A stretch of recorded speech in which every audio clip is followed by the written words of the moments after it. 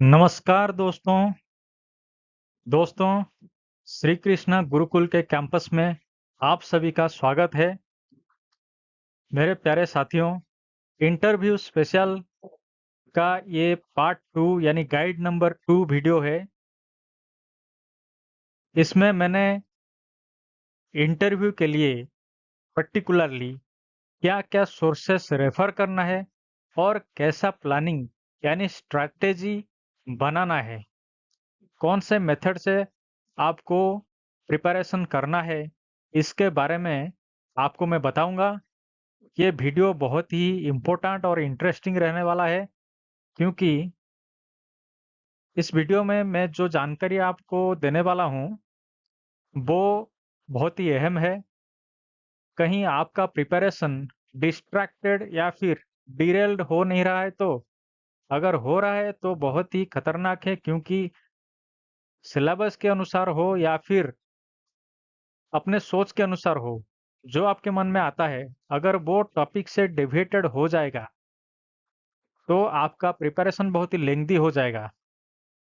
आप प्रिपेयर करते रहेंगे और सक्सेस आपको नहीं मिलेगी, क्योंकि ये जो सिस्टम है, ये जो प्रोसेस है, ये हमें यही बता रहा है कि किसी एक फील्ड में हमें पूरी तरह से एक्सपर्ट नहीं बनना है, बल्कि हर एक फील्ड में जानकारी हमारे अंदर होनी चाहिए। यानी jack of all trades. You may not be master of a particular thing, but you have to be jack of all trades. So चलिए देखते हैं क्या-क्या सोर्सेस है फॉलो करना है और क्या-क्या स्ट्रैटेजी ऑफ प्रिपरेशन है इंटरव्यू के लिए।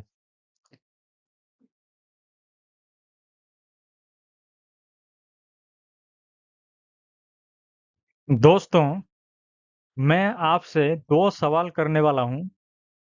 Number 1, are you preparing to prepare? Very difficult question, but try to understand. अगर आप यूपीएससी प्रिपरेशन करने के लिए मटेरियल्स इकट्ठा कर रहे हैं, अलग-अलग सोर्सेस रेफर कर रहे हैं, उन सोर्सेस को या फिर किताबों को, इंटरनेट में चैनल्स को सब्सक्राइब कर रहे हैं, या फिर जो रेफरेंस किताब है उनको खरीद रहे हैं। अगर आप मटेरियल्स इकट्ठा करते रहेंगे यानी प्रिपरेशन करने के लिए प्रिपेयर करते रहेंगे, तो वो आप प्रिपेयर करते जाएंगे जिंदगी भर। सक्सेस नहीं मिलने वाली है आपको, क्योंकि फील्ड पे उतरना है, उस दिशा में आगे बढ़ना है, जानकारी को कंट्रोल करना है, रिसर्च को कंट्रोल करना है, मटेरियल्स को लिमिटेड रखनी है। तो पहले आप थोड़ा वक्त ले सकते हैं कि क्या-क्या मटेरियल्स फॉलो करना है, जानकारी लेकर इकट्ठा कर सकते हैं, लेकिन उस पर अगर ज़्यादा रिसर्च करेंगे तो वो मटेरियल पड़ता रहेगा, वो ज़ेरॉक्स कॉपीज़ आपके रूम में पड़ता रहेगा, आप कुछ नहीं कर पाएँगे। इसलिए मेरा कहना यही है, आप प्रिपेयर करने के लिए प्रिपेयर यानी तैयारी के लिए तैयारी मत कीजिए, शुरू कीजिए। Number 2, question number 2, are you following only successful candidates only? जी हाँ, बहुत ही इम्पोर्टेंट सवाल है। हम सब यूट्यूब में या फिर कहीं पर भी देख रहे हैं कि कई सारे स्टूडेंट्स जो सक्सेस पा चुके हैं, जिनके ऑल इंडिया रैंक आ चुका है, वो लोग जो बोल रहे हैं, हम उनको फॉलो कर रहे हैं। क्या कभी आपने किसी अनसक्सेसफुल इंसान के साथ मिले हैं, कैंडिडेट से बात की है? नहीं किया है तो कीजिए, क्योंकि जो सक्सेसफुल इंसान है वो आपको ये बता देगा कि सक्सेस पाने के लिए क्या करना है। लेकिन जो अनसक्सेसफुल कैंडिडेट है वो आपको ये बता सकता है कि क्या गलती नहीं करनी है। इसलिए मेरा मानना ये है कि आप दोनों से मिलिए, देखिए आप किस जगह पर है, आपके अंदर क्या प्रॉब्लम है, क्या कमी है, कौन-सा फील्ड आप छोड़ रहे हैं, किस चीज़ को आप ओमिट कर रहे हैं, सारे चीज़ पर गौर फरमाइए, तभी आगे बढ़िए। तो इस वीडियो में हम आगे बढ़ते हैं। सो मेरे प्यारे दोस्तों, ये सोर्सेस ऑफ प्रिपरेशन आप अगर लिमिटेड रखें तो बहुत अच्छा है। उनको आप अच्छी तरह से फॉलो कर पाएँगे। नंबर 1 सोर्स है डिटेल्ड एप्लीकेशन फॉर्म। ये फॉर्म आप ज़रा गौर से देख लीजिए। इसमें आप अपने पर्सनल बायोडाटा भरने वाले हैं, तो इसमें क्या-क्या पूछता है, क्या फॉर्म फिल करना है। इसको अगर देख लेंगे तो ये आपके लिए सबसे बड़ा सोर्स हो सकता है। Number 2 newspapers. कई सारे न्यूज़पेपर्स अवेलेबल है। आप किस लैंग्वेज में इंटरव्यू देने जा रहे हैं या फिर आप प्रीलिम्स मेन किस लैंग्वेज में देने जा रहे हैं, उसके ऊपर आपका न्यूज़पेपर सिलेक्शन डिपेंड करता है। जो न्यूज़पेपर आप सिलेक्ट करते हैं, वही एक ही न्यूज़पेपर फॉलो कीजिए, क्योंकि जो सीरीज ऑफ इंसिडेंट्स है वो इंटैक्ट रहेगा। आप टाइम्स ऑफ इंडिया फॉलो कर सकते हैं, द हिंदू फॉलो कर सकते हैं। इसके अलावा मैं आपसे कहूँ कि आप एम्प्लॉयमेंट न्यूज़ फॉलो कीजिए, क्योंकि इसके हर एक पन्ने पर मेन का आंसर और इंटरव्यू दोनों मौजूद है। अगर आप डिकोड कर पाएंगे तो आप कई सारे सवाल का जवाब आपको मिल जाएंगे। Number 3 news channels. ऐसे बहुत सारे न्यूज़ चैनल्स है अवेलेबल है। आप इंटरनेट पर भी सर्च कर सकते हैं, टेलीविज़न पर भी अवेलेबल है। लेकिन डीडी न्यूज़ फॉलो कीजिए। डीडी नेशनल में जो न्यूज़ है वो भी फॉलो कीजिए। अलग-अलग न्यूज़ चैनल्स में आप झाँकेंगे तो आप देख पाएँगे कि वो न्यूज़ चैनल्स थोड़ा-सा इंक्लाइंड है कुछ पॉलिटिकल पार्टी की तरफ, या फिर एडवर्टाइजमेंट के लिए गलत, झूठ, मिर्च मसाला लगा के न्यूज़ बनाते हैं। वो अगर आप देखेंगे तो आप भटक जाएँगे। इसलिए मेरा मानना यही है कि आप डीडी नेशनल और डीडी न्यूज़ चैनल फॉलो कीजिए। आपको सही न्यूज़ मिल सकता है। Number 4 magazines. कई सारे मैगज़ीन्स अवेलेबल है, मंथली है और एनुअल भी है।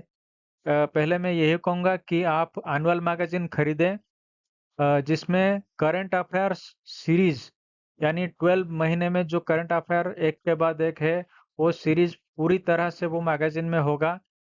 वो बहुत ही इम्पोर्टेंट है, आपको पता चल ही जाएगा कि इसके बाद क्या हुआ है। अगर एक मैगज़ीन नहीं मिलता है तो हाफ ईयरली 2 खरीद दीजिए। इसके अलावा आप वर्ल्ड फोकस खरीद सकते हैं, दृष्टि का जो मंथली मैगज़ीन खरीद सकते हैं और सिविल सर्विस क्रॉनिकल भी फॉलो कर सकते हैं।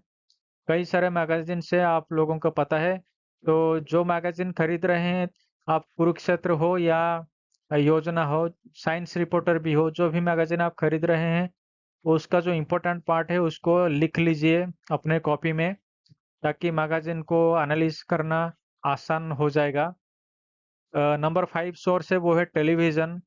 बहुत सारे टेलीविज़न चैनल आपकी मदद कर सकते हैं, लेकिन टेलीविज़न को आप एक साइड में रखिए, एक सपोर्टिव एजेंट के हिसाब से रखिए।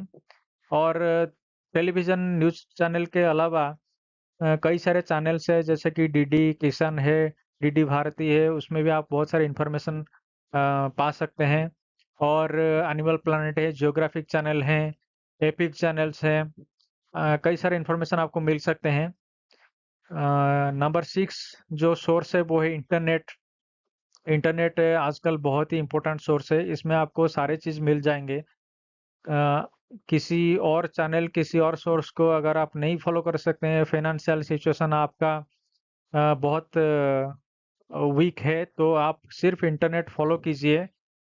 इंटरनेट में आपको कई सारे चीज़ मिल सकते हैं। गिने-चुने चैनल को सब्सक्राइब कर सकते हैं, या फिर कुछ वेबसाइट्स जैसे कि हर एक मिनिस्ट्री, हर एक डिपार्टमेंट का जो वेबसाइट है, और जो विकिपीडिया है, इन सब वेबसाइट से आप फॉलो कर सकते हैं ऑथेंटिक डाटा के लिए। आपको कई सारे इन्फॉर्मेशन मिल सकते हैं। इंटरव्यू के लिए और एक बहुत इम्पोर्टेंट सोर्स है जो है जनरल नॉलेज बुक्स। ऐसे कई सारे किताब आते हैं, छोटे-छोटे किताबें, जैसे टेल मी व्हाई हो, विज़डम हो, न्यूज़ एंड इवेंट्स हो, जीके टुडे हो। कई सारे छोटे-छोटे किताब मिल सकते हैं जो कि आपके जानकारी को बहुत एनहांस कर सकता है और अपडेट भी आपको रख सकता है। क्योंकि आप सिविल सर्विस की तैयारी कर रहे हैं, स्टेट पीएससी हो या फिर यूपीएससी हो, तो आपको इतना डिटेल्स में करंट अफेयर्स को नहीं पढ़ना है, बस जानना है कि क्या-क्या करंट अफेयर है, और उसको अपने लॉन्ग क्वेश्चन के साथ मिला के लिख सकते हैं आप, या फिर इंटरव्यू में अगर पूछा जाए कि हाल ही में क्या हुआ है, अपने इलाके में क्या हुआ है, पूरे देश में क्या हुआ है, तो आप उसका जवाब दे सकते हैं। Number 8 last but not the least is very important source of preparation, that is people. Your environment, your surrounding matters a lot. आप कैसे लोगों के साथ मिल रहे हैं, लोगों से कैसे बर्ताव कर रहे हैं, और किस तरह के लोग वो है। जैसे कि मैं बताना चाहता हूँ, कोई सक्सेसफुल कैंडिडेट है जो पा चुका है, उसके साथ मिलिए, पूछिए क्या क्या सोर्सेस फॉलो कर सकते हैं, क्या कैसे लिख सकते हैं, कैसे जवाब दे सकते हैं इंटरव्यू में। और अनसक्सेसफुल कैंडिडेट से भी मिले, क्योंकि वो आपको बता सकता है क्या नहीं बोलना है, कैसे नहीं बोलना है, कौन सा आंसर कब कैसे अटेंड करना है, क्या गलती नहीं करनी है, वो भी आपको बता सकता है। इसके अलावा आप ऐसे लोगों से मिलिए जो कि पॉजिटिव इफेक्ट, कुछ पॉजिटिविटी उनके अंदर हो, पॉजिटिव इफेक्ट डाल रहे होंगे अपने वाणी में, अपने सेंटेंस में। अगर आप नेगेटिव लोगों के साथ मिलेंगे तो वो हमेशा यही बोलते रहेंगे, राजनीति है, ये पार्टी ऐसा कर रहा है, वो पार्टी वैसा कर रहा है। ऐसे लोगों के साथ अगर आप दोस्ती करेंगे, उनके बातें सुनेंगे, तो आप बहुत ही जल्दी डिस्ट्रैक्टेड और डाइवर्टेड हो जाएंगे। इसीलिए मेरा कहना है यही है कि जो डिस्कशन चल रहा है वो गसिप ना हो, वो डिस्कशन हो, और एक हेल्दी डिस्कशन हो, आर्ग्यूमेंट ना हो। उसका जो निष्कर्ष निकले वो आपके लिए बहुत फायदेमंद होगा। और अपने दोस्तों से भी आप मिल सकते हैं, दोस्तों को बोल सकते हैं कि कुछ सवाल आपसे पूछे और आपका जवाब जो हो वो उसको एनालाइज कर सकते हैं। ये आप अपने अपने कोचिंग सेंटर में भी कर सकते हैं। यानी एक मॉक इंटरव्यू की तरह आप अपने दोस्तों के साथ डिस्कशन कीजिए, हर एक क्वेश्चन क्या पूछ सकते हैं, क्या जवाब हो सकता है, आपका जवाब उनको कैसा लगा, वो कितने मार्क दे रहे हैं। ये सारे आप मॉक टेस्ट कर सकते हैं। इसके अलावा जो बहुत अहम पीपल है वो है ऑफिशियल्स। जी हाँ, आपके एरिया में जो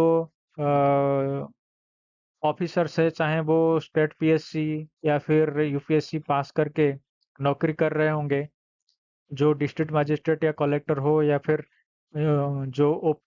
जो पब्लिक सर्विस ऑफिसर्स हो, जैसे कि ब्लॉक डेवलपमेंट ऑफिसर, और police service, revenue service, finance service officer, cooperative service officer, क्योंकि वो सब वही एग्जाम, एक ही एग्जाम देकर वो रैंक के अनुसार वो पोस्ट में रह रह चुके हैं। तो उनसे मिलिए, उनसे पूछिए कि आप प्रिपरेशन कर रहे हैं तो कैसे करें, और क्या-क्या सोर्सेस फॉलो करें, कैसे इंटरव्यू अटेंड करें, आप पूछ सकते हैं। वो आपके लिए सबसे बड़े सोर्स बन सकते हैं। तो ये सारे 8 सोर्सेस मैंने बताया आपको कैसे प्रिपरेशन करना है। और चलिए देखते हैं जो स्ट्रैटेजीज़ है, क्या-क्या स्ट्रैटेजी रखना है प्रिपरेशन के लिए। आइए देखते हैं क्या-क्या स्ट्रैटेजी ऑफ प्रिपरेशंस है। तो नंबर 1, व्हेन टू स्टार्ट। आप जब प्रीलिम्स और मेन एग्जामिनेशन के लिए प्रिपरेशन कर रहे हैं, तभी से इंटरव्यू की शुरुआत आप कीजिए। खुद ब खुद आपको पता चल ही जाएगा कि जो इंटरव्यू है वो एग्जामिनेशन का एक पार्ट है। इसलिए सारे चीज़ अगर साइमल्टेनियस होगा, थोड़ा-थोड़ा टाइम निकाल के दिन में आधा घंटा, 15 मिनट जब मन करे तो आप इंटरव्यू का प्रैक्टिस कर सकते हैं। तो स्टार्टिंग शुरुआत से होनी चाहिए, जब से प्रिपरेशन स्टार्ट कर रहे हैं तब से। Number 2, self analysis. खुद का शॉर्ट एनालिसिस कीजिए, यानी strength, weakness, opportunity and threat क्या है आपके अंदर, क्या आप इस जॉब के लिए काबिल है, वो आप देखिए। दूसरों को बोलिए क्या वो आप में वो देखते हैं। अगर कहीं से आपको मोटिवेशन मिल रहा है तो अच्छा है, अगर नहीं मिल रहा है तो खुद का एनालिसिस खुद कीजिए। Number 3, personality test diary. जी हाँ, आप अपने लिए एक डायरी रखिए जिसमें आप तमाम क्वेश्चंस जो सुन रहे हैं, चाहे वो आप इंटरव्यू, मॉक इंटरव्यू देखकर हो, या फिर आपको पूछे गए हो वो सवाल, और आपके मन में जो सवाल आ रहे हैं, वो सारे सवाल आप उस डायरी में लिखिए। उसका क्या जवाब हो सकता है वो भी लिखिए, सीरियली लिखिए, उसको बार-बार देखते रहिए। आपका इंटरव्यू देने का कैपेबिलिटी धीरे-धीरे बढ़ता जाएगा।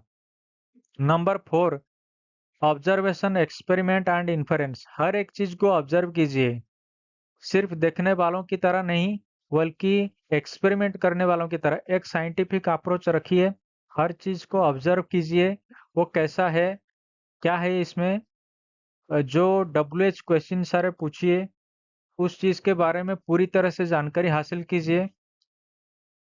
जो ऑब्जर्वेशन क्वालिटी है, वो आपको सही नॉलेज दे सकता है। नंबर 5 टाइम मैनेजमेंट, ये निकालना है आपको। आप ऐसा नहीं कि टाइम नहीं मिल रहा है इंटरव्यू के लिए, वैसा नहीं, आपको दिन में 15 मिनट हो, आधा घंटा हो, 1 घंटा हो, 5 मिनट ही सही, आपको निकालना है और टाइम देना है। नंबर 6 स्ट्रेस मैनेजमेंट, आप इतने बड़े सिलेबस से आप पढ़ रहे हैं, कोशिश कर रहे हैं, तो जो स्ट्रेस आपके दिमाग में तो ज़रूर आएगी, लेकिन उसको कैसे मैनेज करना है, कैसे पेशेंस रखना है, जल्दी सक्सेस तो नहीं मिलता है हर किसी को।